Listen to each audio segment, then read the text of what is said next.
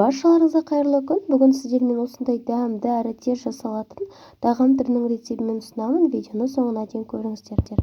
Ең алдымен котлеттің құрамын дайындап аламыз. Туралған пияз, картобымызды және сүтке бұлтырылған нанымызды салып, блендерді арқылы майда етіп өткізіп аламыз.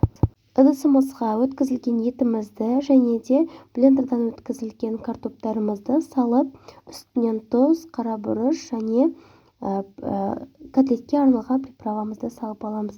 Сіздер қалаған дәмдеуіштеріңізді салсаңыздар болады. Оны жақсылап тұрып араластырып аламыз. Дайын болған котлеттерімізді жақсылап домалақтап, әдемі пішінге енгізіп аламыз. Міне котлеттеріміздің бәрін домалақтап өткізіп дайындап алдық. Енді соны 180 градуста пеште пісіріп аламыз. Құрамасын дайындаймыз. Табағымызға сұйық майымызды және болгар бұрышымызды, пиязымызды қосып, және де пекин капустасын қосып, тұзымызды қосып, жақсылап етін жауып қоямыз. Жақсылап қуырып аламыз. Міне қуыра отыра томатымызды қосып, оны да жақсылап қуырып аламыз. Және үстінен суымызды қосып, қайнатып, жақсылап пісіріп аламыз. Біздің тағамымыз дайын болды. Күрішті мультиваркаға пісіріп алдым. Ол үшін тұз, су және де сұйық майды қолданып пісіріп алдым.